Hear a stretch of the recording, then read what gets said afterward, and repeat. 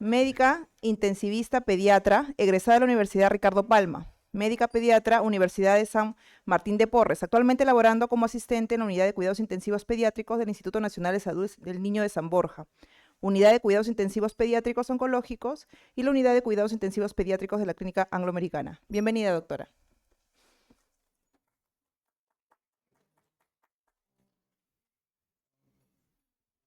Bueno, muy buenos días con todos. Muchas gracias por la invitación.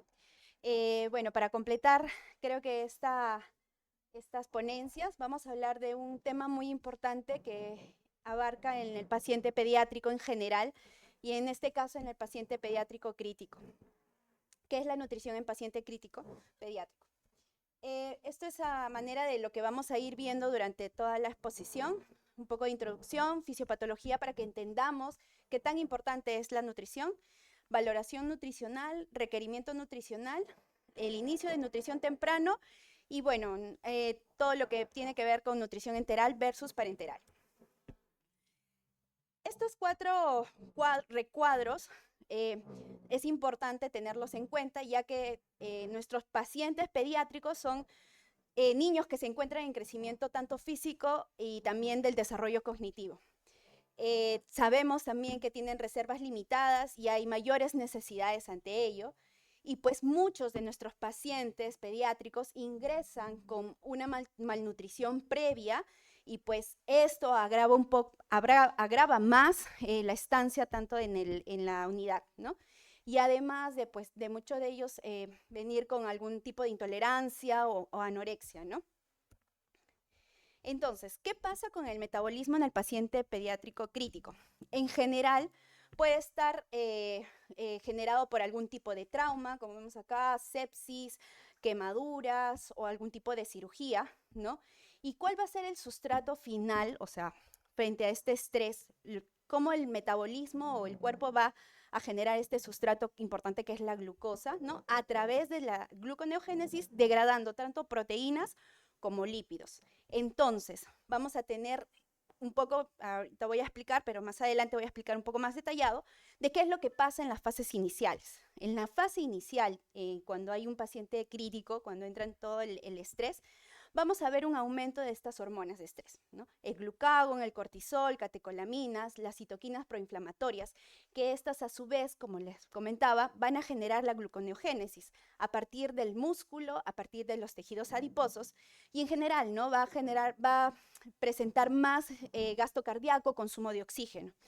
Y además, si bien es como ataque, hipercatabolismo, ¿no? Un deterioro, el paciente pediátrico frente a un estrés full, también tenemos un mecanismo regulador que muchas veces no se menciona, que es importante saber, que es la autofagia.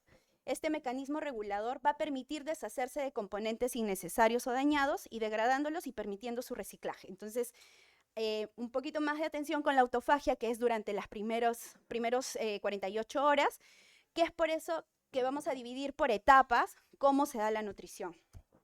Entonces, además de esto, es importante saber qué pasa en el intestino o a nivel gastrointestinal en el paciente pediátrico, que no solo está generándose el estrés de algún trauma, su cirugía, alguna quemadura, sino también tiene otros factores adicionales, ¿no? Que tenemos los antibióticos, tenemos sedantes, tipo acá como mencionó, opioides, y también pues no los inhibidores de bomba de protones, ¿no? Todos estos factores adicionales al estrés que ya tiene este paciente, ¿qué cambios va a generar? Normalmente genera, pues, ¿no? Disrupción de los canales a nivel de los enterocitos, hay mayor permeabilidad, hay edema de la mucosa. Entonces, por ejemplo, si vemos en este cuadro, vamos a ver qué nos va a generar los opioides, que muchas veces ya sabemos, ¿no? Va a disminuir el peristaltismo, va a hacer que aumente la susceptibilidad de infecciones por este motivo. O en el caso, por ejemplo, que a veces no tenemos mucho en cuenta de que no solo es la inhibición o la disminución del peristaltismo, sino que también van a aumentar el riesgo de la traslocación y esto también, pues, ¿no? Las bacterias que ya están comunes van a ir aumentando y pueden generar esta infección sobreagregada. Entonces, tanto estos sedantes que tenemos, estos medicamentos adicionales o los antibióticos, también es importante saber que es un estrés adicional ante nuestros pacientes pediátricos. Entonces, ¿cuál es, ya más entrando un poco en lo que es en realidad la fisiopatología, ¿no? De ver, vamos a tener 3 fases establecidas, que es la fase aguda, la fase de estabilización y la fase de recuperación. Entonces, tener en cuenta, como dice acá, que el metabolismo pasa de una función estructural de crecimiento a una situación de soporte y en realidad una recuperación muy lenta, ¿no? Por todos estos antecedentes que ya les mencionaba o con los factores de riesgo que ya vienen nuestros pacientes pediátricos. Entonces, ya desglosando las fases que les había mencionado y viendo cuánto tiempo más o menos estamos dentro de ellos, tenemos una fase aguda, tenemos una fase estable y una fase de recuperación. Entonces, la fase aguda, como vemos acá, dura más o menos entre 1 a 2 días.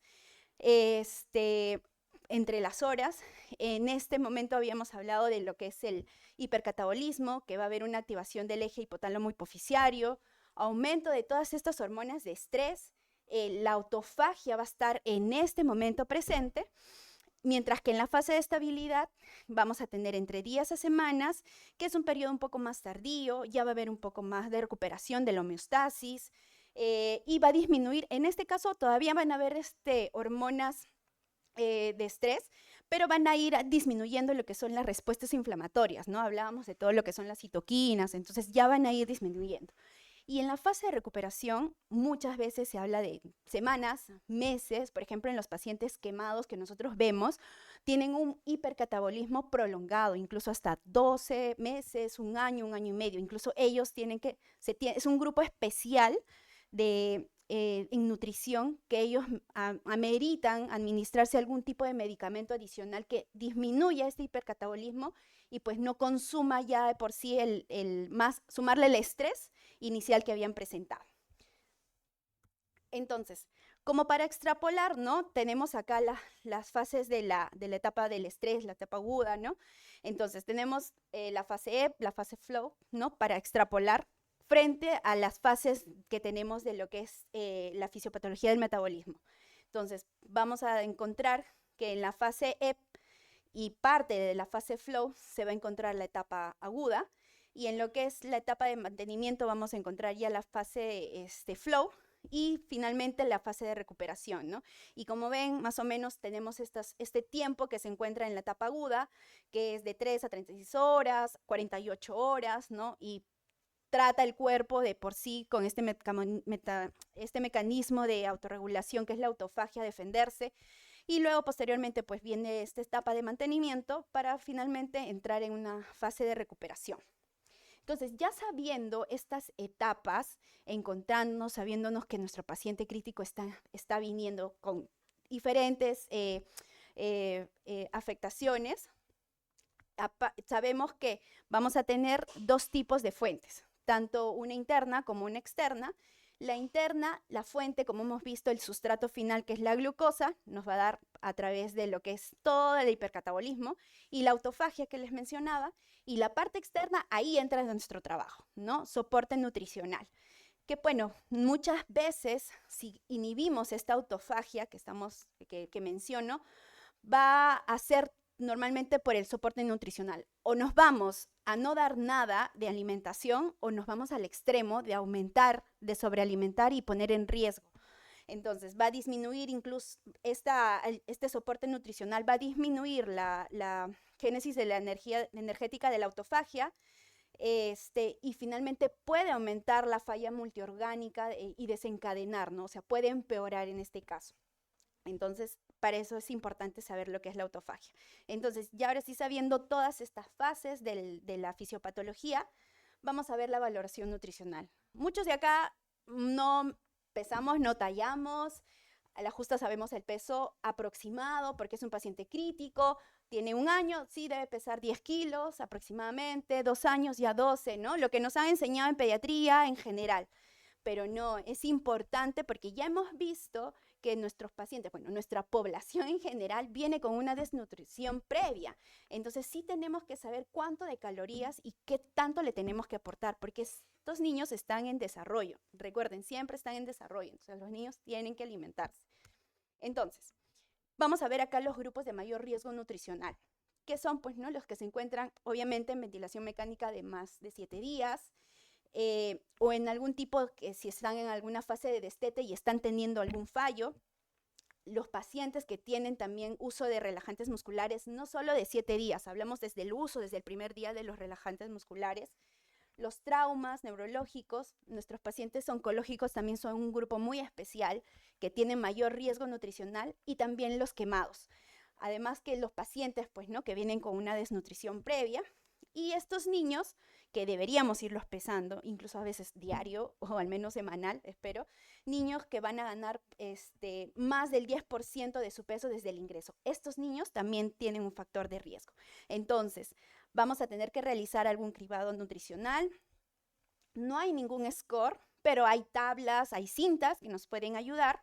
Y bueno, lo normal que vamos a ir utilizando es el Z-Score o el IMC. Entonces, un poquito como para que sepan este estudio del NutriPic, que es un estudio que habla de la malnutrición y la nutrición en Latinoamérica. Entonces, no solo habla de la desnutrición en sí, sino también habla de la obesidad. Entonces, tanto aguda como crónica, que han sido niños estudiados en la UCI en el año 2021 en América Latina, donde se observa que hay una prevalencia cercana al 50% en menores de 24 meses y alrededor de 15% en niños mayores o iguales a 24 meses. En cuanto a obesidad, encontramos una prevalencia de 6% en niños menores de 2 años, 24 meses, y alrededor de 13% en niños mayores o iguales a 24 meses. Entonces es un gran porcentaje. Este es un artículo del 2023 donde, bueno, nos da más claridad de algo que ya sabemos, ¿no? Que es la desnutrición. Entonces, ¿qué tenemos que hacer? ¿Cómo valoramos la situación nutricional con la que ingresan nuestros pacientes? Entonces, hay que hacer una exploración física donde nos permita determinar los déficits nutricionales, la antropometría, que es importante. Y bueno, no tenemos marcadores bioquímicos, pero sí tenemos pruebas que nos pueden ayudar a ver cómo va la nutrición que estamos implementando en estos pacientes. Entonces vamos a tener diferentes formas. Tenemos acá el peso, que sí o sí debemos pesar, tallar, perímetro cefálico. No muchos miden perímetro cefálico. ¿A quiénes deberíamos medir? A los menores de 3 años, ¿no? Deberíamos estar midiendo a todos el perímetro cefálico, que también es un marcador. Luego la relación peso-talla, y bueno, ¿no? Acá hay una cinta que me imagino que muchos de acá los conocen, que nos va a facilitar en realidad la valoración nutricional. Pruebas bioquímicas, pues no tenemos muchas, en verdad. Lo único que particularmente nosotros utilizamos, bueno, al menos en mi unidad y durante mi formación, ha sido el balance nitrogenado, ¿no? Entonces es una prueba que también nos va a determinar cómo está yendo el consumo y cuánto deberíamos seguir aumentando de aporte. Y bueno, entre algunas otras pruebas que tenemos la prealbúmina, que es una de ellas, somatomedina, colesterol, ¿no? Triglicéridos, igual para ir valorando y tanto como para poder dando el aporte si es que tuviéramos un tipo de nutrición parenteral. Entonces, esta herramienta, que es la cinta que se mide alrededor del brazo, ¿no? Que nos va a determinar un IMC tal vez es un poco más sensible, un poco más exacto, es súper fácil. Es una cinta donde solo vamos a medir la circunferencia del brazo, y con esa ya no tenemos que estar pues pesando si es que las camas no tienen la balanza o estar pesando a los pacientes. Esta es una buena forma de poder tener semanalmente o continuamente la valoración nutricional de nuestros pacientes. Bueno, este es un estudio de la evaluación nutricional en pacientes pediátricos, más en Turquía, ¿no? Es un estudio multicéntrico prospectivo que va recopilando durante un mes en la UCI de este lugar, y va registrando datos antropométricos de estos pacientes, la ingesta calórica, la mortalidad muchas veces a los 90 días, necesidad de ventilación mecánica, duración de la estancia hospitalaria y duración de la estancia en la unidad de la misma unidad intensiva. Entonces, ¿qué es lo que determina este estudio? Nuevamente, ¿no? Si allá habíamos visto el estudio NutriPic, que es de Latinoamérica, entonces acá vemos que también se ha detectado una desnutrición en un 45%, ¿no? Habíamos visto que el NutriPic nos daba 50% en lo que era desnutrición y en lo que era obesidad aproximadamente un 15%. Entonces, Este estudio hace el uso de esta cinta y cómo permite valorar y qué hay, y cómo para aumentar la ingesta calórica con la medición de esta, ¿no? Y disminuye el riesgo de la mortalidad, disminuyó al aumentar la circunferencia de la parte media del brazo, con esta puntuación Z, ¿no? Del grosor del pliegue cutáneo, que también es otra medida que se puede realizar. Y bueno, más que nada vamos a ver que el riesgo de la mortalidad disminuye al aumentar la puntuación Z del espesor del pliegue cutáneo del tríceps, ¿no? Que es otro tipo de medida que también se valora. Entonces, ya sabiendo qué pasa, en qué fases, cuánto debemos administrarle de requerimiento a nuestros pacientes, vamos a ver el requerimiento de todos estos macronutrientes y todos estos oligoelementos que deberíamos dar y cuánto en qué fase.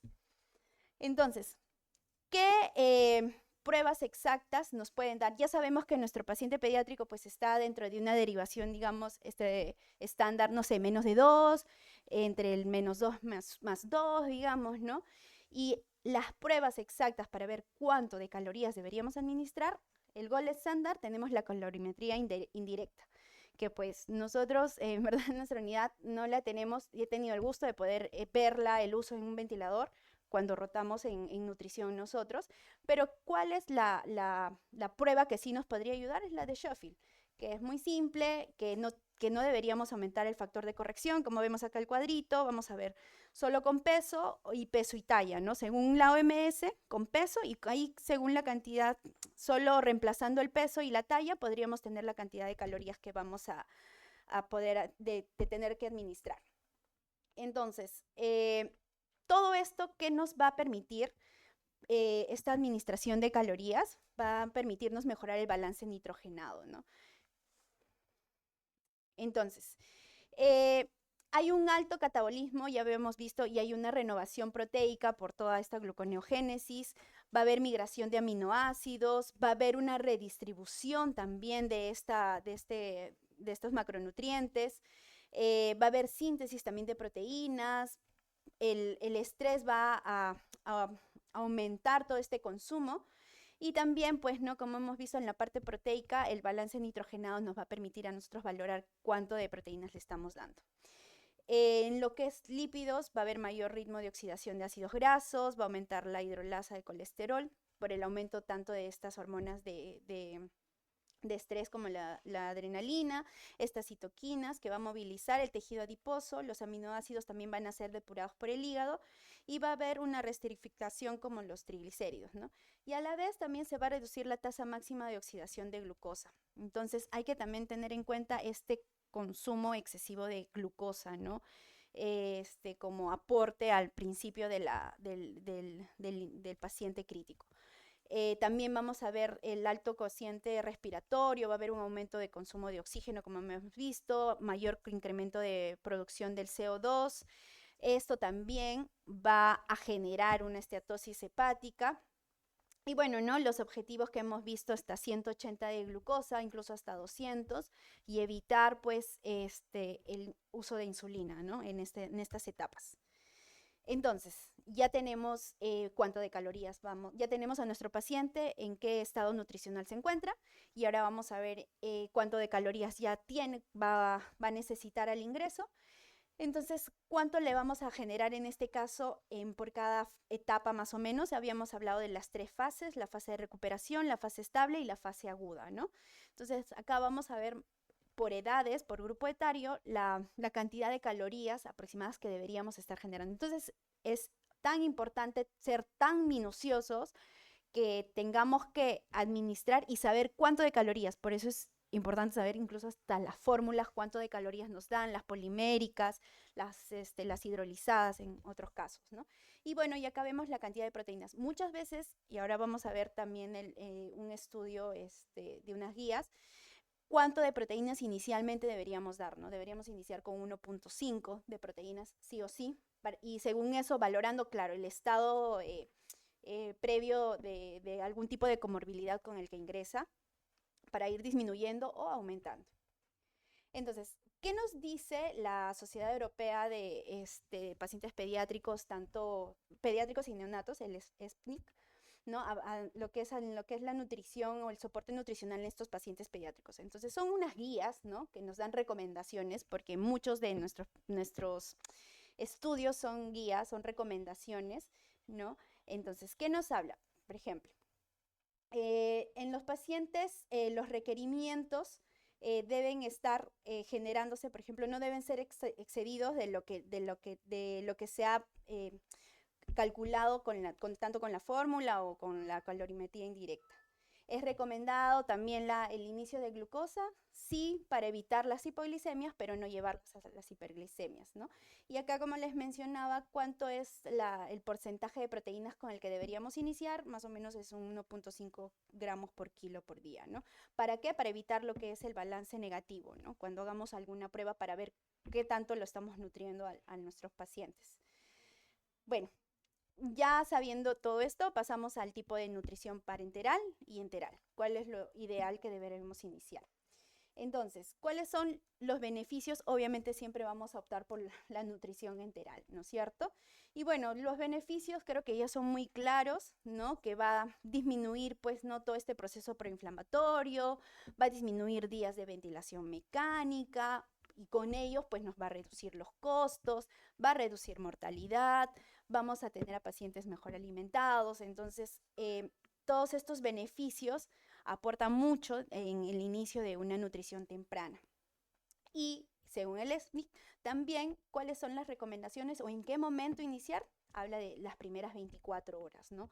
Y ahorita vamos a ver, seguro se están preguntando, no, pero si está chocado y si está inestable, si está con adrena en 0.3, 0.4, ¿le voy a seguir administrando? Ahorita lo vamos a ir viendo. Entonces, ¿qué estrategias tenemos que adecuarnos? Esto es un trabajo en equipo, o sea, paciente pediátrico o en general, ¿no? Todos nuestros pacientes, yo hablo por los pediátricos, es un trabajo en general. Tiene que ver mucho la técnica, tiene que ver mucho enfermería, tiene que ver mucho terapia respiratoria y el mismo intensivista, nuestros residentes, internos o externos, si es que tuviéramos, todos en conjunto, porque nos va a permitir ver tal vez lo que el médico no puede ver, lo ve la enfermera. Lo que no puede ver la enfermera, lo ve la técnica. Lo que no, está el interno, está el residente, está el externo, que está valorando todo, y es un trabajo en conjunto que no deberíamos hacerlo individualizado, que solo el médico nada más puede hacerlo, ¿no? Este es un rol en conjunto. Entonces, ¿qué debemos aplicar? Ya les mencioné. También hay que evitar barreras. Ahorita voy a mencionar cuáles son estas barreras. También lo que es el residuo gastrointestinal, ¿no? Muchas veces se están midiendo el residuo gastrointestinal, tiene tanto, tiene tanto. También hay que aplicar estrategias para saber cuándo realmente suspender o cuándo seguir con esta alimentación. De todas formas, tener algún tipo de listado de qué tipo de fórmulas, no sé si ustedes saben qué fórmulas tienen acá, saber de cuánto porcentaje tienen, si tienen hidrolizados, o sea, todo eso deberían tener pautados para que podamos saber qué tipo de fórmulas podemos estar iniciando a los pacientes o qué tipo de alimentos, ¿no? Bueno, es muy importante la nutrición enteral temprana, ¿no? Nos va a generar muchos beneficios, la entrega de nutrientes va a ser más rápida, va a hacer que los niños salgan más rápido de ventilación, salgan más rápido de la UCI, ¿no? Y bueno, siempre y cuando también, como les digo, sea el trabajo en conjunto y sepamos cómo están nuestros insumos en la institución, ¿no? Entonces acá un poquito más que nada de cuáles son la diferencia de un inicio temprano versus tardía, ¿no? Que muchas veces vamos a encontrar que van a haber diferencias. Por ejemplo, por una tardía va a haber más constipación, van a presentar más episodios de vómitos, distensión abdominal, ¿no? O algún tipo de sangrado también por el mismo estrés con el que se encuentran. Y otro también cabe valorar que, bueno, la nutrición es un factor o es un ítem importante en lo que son los porcentajes de mortalidad en pediatría, ¿no? Que es el PRIMS, que muchas veces deberíamos valorarlo, y es un ítem de cuándo se inicia temprano o cuándo se inicia tarde, ¿no? ¿Cuál es el índice de mortalidad? Y vemos que mientras más tardía, hay más alto el índice de mortalidad. Igual, un poquito más también de los estudios, de iniciarlo temprano versus tardío. Ahora es en parenteral también, ¿no? En nuestros pacientes pediátricos. Y bueno, La tasa de mortalidad en los pacientes críticos alimentados por vía enteral o parenteral es diferente a que no reciban una nutrición en sí. La tasa de mortalidad en estos pacientes críticos es diferente a los niños en realidad parenteral y también cuando inician la nutrición parenteral a temprano, ¿no? Muchas veces tenemos pacientes, como ya hemos visto, que están sometidos a algún tipo de cirugía compleja en realidad, que necesitan pues el inicio temprano de una parenteral. ¿Ya? Bueno, nutrición en situaciones de bajo gasto, por ejemplo, ¿no? Y ahí entra un poquito las dudas, ¿no? Cuando están en shock nuestros pacientes, el uso de fármacos vasoactivos va a provocar una disminución de la perfusión enteral por esta redistribución, ¿no? En general, primero hay un aumento del flujo en órganos vitales, ¿no? Y la nutrición enteral va a aumentar el flujo intestinal, va a aumentar el requerimiento de oxígeno y pues va a dar muchas veces esta duda, ¿no? Del desbalance de los aportes y consumos y por ende nos va a llevar a una isquemia, ¿no? Entonces esa es mucho la duda con la que se quedan de que si es un paciente que está con uso de vasoactivos, iniciarle o no iniciarle la nutrición. Entonces, después acá vamos a ver un poquito en este cuadro lo que es la nutrición enteral y la nutrición parenteral, los pros y los contras. Bueno, la nutrición enteral de por sí pues nos va a ayudar a mantener las vellosidades, estructura y función intestinal, va a haber mejor control de glicemias, va a tener un mejor aporte a nivel inmune y bueno, pues si tenemos este riesgo de intolerancia digestiva o en algún tipo de isquemia intestinal, ¿no? Y saber también cuándo lo puedes, iniciar esta nutrición, ¿no? Y en el caso de la nutrición parenteral, pues ya habíamos hablado de la autofagia, que es un mecanismo protector, que en este caso de una nutrición parenteral sí puede generar algún tipo de inhibición y pues va a contrarrestar todo el trabajo de por sí que el cuerpo genera, ¿no? Tiene más riesgos de infecciones, hay necesidad pues de una vía central que tengamos que mantenerla permeable. Y bueno, hay complicaciones de sobrealimentación porque ahí no podemos regular mucho el aporte, ¿no? Es un aporte continuo que se plantea desde que inicias con el aporte y no puedes cambiarlo pues hasta el día siguiente, ¿no? Entonces, ¿cuáles serían las contraindicaciones sí, ¿no? Del inicio de una nutrición enteral? Pues una obstrucción gastrointestinal, si hay algún sangrado intestinal, si vemos algún tipo de ilio, bueno, peritonitis, alguna colitis isquémica, enterocolitis también neutropénica en pacientes oncológicos en especial, ¿no? Si hay alguna lesión de la vía esofágica. Y mencionan de shock, bueno, ponemos acá dopamina 15 o adrena 0.3, pero esto va a ser muy relativo porque claramente si estamos con estos valores de uso de estas aminas, pues nuestro paciente no está compensado. Entonces se habla mucho de un inicio de una nutrición cuando el paciente está compensado. Independientemente tenga 2 o 3 vasoactivos, ya podríamos iniciar si nuestro paciente está compensado y siempre y cuando también el examen físico pues nos colabore, haya ruidos, el abdomen esté blando, ¿no? No haya un residuo gástrico importante que no nos permita la tolerancia. Y también el uso de las sondas, ¿no? Que es importante que también tengamos en cuenta. Entonces, estos son valores en verdad que sí los describen, sí los determinan, pero mucho va a valer de cómo está nuestro paciente o en la evaluación que vamos a hacerlos. Entonces, un poquito acá en el cuadro, más que nada de las aminas que nosotros usamos mucho, que es la adrenalina, noradrenalina, milrinona y levosimendan en este caso, ¿no? ¿Qué es lo que genera a nivel gastrointestinal? Y por qué, ¿no?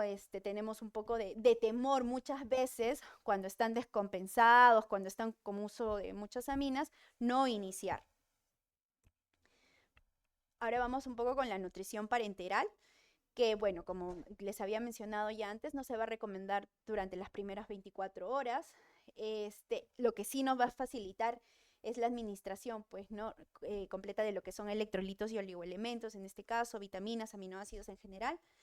Y bueno, pues este aporte sí de calorías de lo que te da la nutrición parenteral sí va a ser un poco lenta, ¿no? Porque lo que pasa con la nutrición enteral es que tú puedes ir jugando, ¿no? Cada 3, cada 4 horas, si estás viendo una buena tolerancia, vas progresando, progresando, progresando hasta llegar a soporte final. En cambio, con la nutrición parenteral todavía tienes que esperar a poder formular y ver si realmente lo ha tolerado, porque tenemos que hacer un dosaje también de todo lo que son la parte bioquímica, si realmente lo está tolerando. Y bueno, la composición de la nutrición parenteral final de la fase estable y durante la fase de recuperación no va a ser diferida, ¿no? O sea, podemos utilizar. La nutrición en los pacientes cardíacos también es importante, la nutrición enteral, ¿no? En general, que ya lo habíamos visto, y siempre y cuando nuestro paciente esté hemodinámicamente estable. Entonces, ¿qué podemos hacer? Acá ya tenemos un cuadrito. Si hay una estabilización, ya tenemos nuestro paciente que está con 2, 3 vasoactivos, pero hemodinámicamente estable. Clínicamente también hay una buena respuesta. Entonces vamos a decidir iniciar un soporte nutricional. Ya hemos hecho nuestra valoración de riesgo, ya le hemos hecho la cinta, le hemos hecho el pliegue, ya lo hemos pesado, ya lo hemos tallado. Entonces vamos a ver qué le damos. Por el tracto gastrointestinal funcionante, viendo el examen físico, ¿le damos o no le damos? Si es que no está, porque es un paciente que es posoperado, o vemos que hay un tipo de ilio, colitis neutropénica, ¿no? Y nos vamos para la parenteral, pues vamos por la parenteral. Pero si no, estamos en este caso, vamos a iniciar una nutrición enteral. A través de una sonda nasogástrica, podemos aumentar, como les decía, intermitentemente cada 3, cada 4 horas. Vamos a ver la tolerancia, si tolera o no. Y esto no quiere decir que tengamos que medir el residuo gástrico, simplemente ir con el examen físico si lo va o no lo va tolerando. Entonces, si lo va tolerando a buena hora, porque vamos a ir aumentando hasta alcanzar su gasto energético hasta un 70%, al menos en la primera semana, que es ya la fase de estabilización en la que estaríamos. Y si es que no lo llegara a tolerar, pues vamos a ir viendo lo que es la infusión continua, que es uno también de las pautas que podríamos utilizarlas. Igual, vemos si tolera, a buena hora, continuamos con la nutrición, y si es que no lo tolera, tenemos otra opción con nuestros pacientes, que muchas veces nos olvidamos, que es el uso de la sonda transpilórica. Entonces, el uso de la sonda transpilórica también nos va a permitir, incluso nos va a permitir muchas veces este mito de la suspensión, ¿no? De 6 a 10 el niño no come, pero de 10 hasta las 6 de la mañana ahí recién come, ¿no? En verdad, cuando es una infusión continua no deberíamos cortarla. Y claro, la diferencia de una sonda nasogástrica a una transpilórica es los bolos, ¿no? En una nasogástrica tú puedes administrar por bolos y en una transpilórica sí es una infusión continua, ¿no? Porque va directamente pasando todo lo que es la ampolla. Entonces, no nos olvidemos de este uso de la sonda transpilórica, que también se puede controlar, y con esto podríamos nutrir a nuestros pacientes. Y bueno, acá un poquito de lo que es el uso de ¿qué pasa con el residuo gástrico, no? Muchas veces dice, doctor, está con mucho residuo gástrico, ya no hay que darle, no hay que suspenderle la leche. Y en verdad este aporte de calorías es súper importante, y suspender 1 hora, 2 horas para un lactante, para un niño que está desnutrido, es muy valioso. Son minutos en los que el niño pues está en un consumo muy, muy, muy rápido. Entonces acá en este cuadro vamos a ver los valores, ¿no? Si hay un residuo gástrico menos de 1 mililitro por kilo, tranquis, siguen continuando con su nutrición. Si vamos entre 1 y 3, podemos tener un poquito de calma, hacemos un poco de reposo y ya. Pero si vamos más de 3 mililitros por kilo, ahí sí vamos a tener que disminuir la infusión con la que estamos dando. Ojo, no se corta, disminuimos la infusión, pero siempre y cuando hay un examen físico adecuado, pues, ¿no? Si es un abdomen que está tenso, poco depresible, no hay ruido, si está con residuo, pues hay que ir pensando en otros factores que le está generando este residuo gástrico, y no necesariamente que sea solo por gravedad que esté cayendo, ¿no? Entonces, no es recomendable que cuando le van a iniciar la nutrición al enteral, ¿no? En la mañana, ya le toca a las 6 de la mañana, a ver, le voy a medir su residuo, y si le sale un residuo, no, entonces no le doy y paro. No, muchas veces no es recomendable, y deberíamos iniciar e ir pautando la nutrición en progreso durante el día, ¿no? Durante el día sí es una nutrición enteral. Bueno, acá hay algunas recomendaciones que ya las hemos ido desarrollando durante la ponencia, ¿no? Que sí o sí es una nutrición enteral temprana. Podemos utilizar la sonda nasogástrica. Una monitorización del volumen residual no es necesario. Podríamos usar sondas transpilóricas, como ya hemos visto. Hay mucho debate en lo que es el uso de, por ejemplo, ¿no? Tiamina, glutamina, ¿no? Estos aminoácidos adicionales en lo que es la nutrición. No se recomienda la inmunonutrición, vitamina C, por ahí que están pensando muchas veces. Y es importante, sí, pues iniciarlas entre las 24 y 48 horas y aumentar el aporte hasta en 2/3 de las necesidades diarias por semana.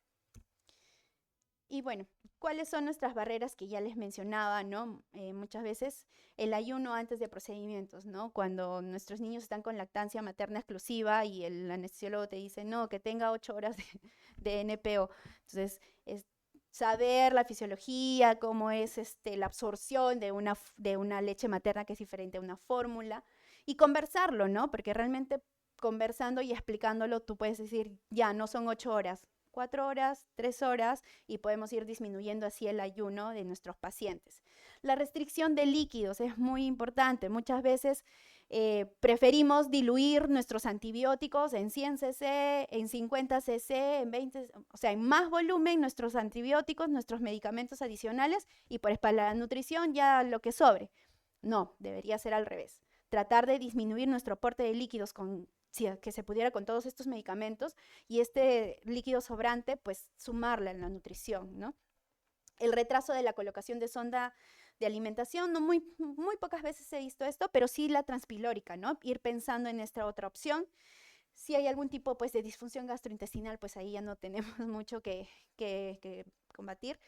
Y el riesgo, ¿no? De aspiración gastrointestinal, que por ahí también hay mucho temor, pero ya tenemos lo que es la sonda, entonces ya podemos ir valorando. Y otra cosa que a veces nos olvidamos, ya que estamos en la UCI y no vemos más allá, es que si ya está tolerando, si ya estás viendo, iníciale la nutrición directa, succión, porque son niños que están en desarrollo cognitivo, entonces tienes que activar y tienes que usar el CRET, ¿no? Como pediatras, que deberíamos ya estimular y pues no dejar o no retroceder, porque los niños entran no solo en esta fase de estrés, sino que también es como entran en un bloqueo y un retroceso de todo el desarrollo que han ido avanzando.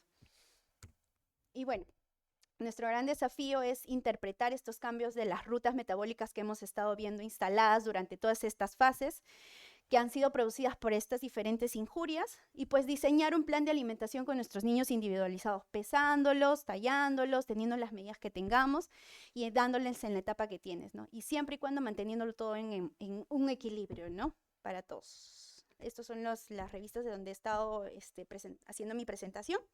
Y listo. Muchas gracias.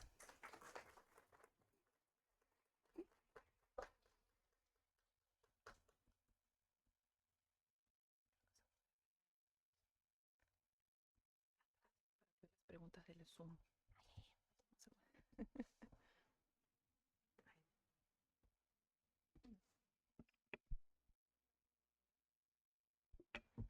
Muchas gracias, doctora. ¿Alguna pregunta en el auditorio?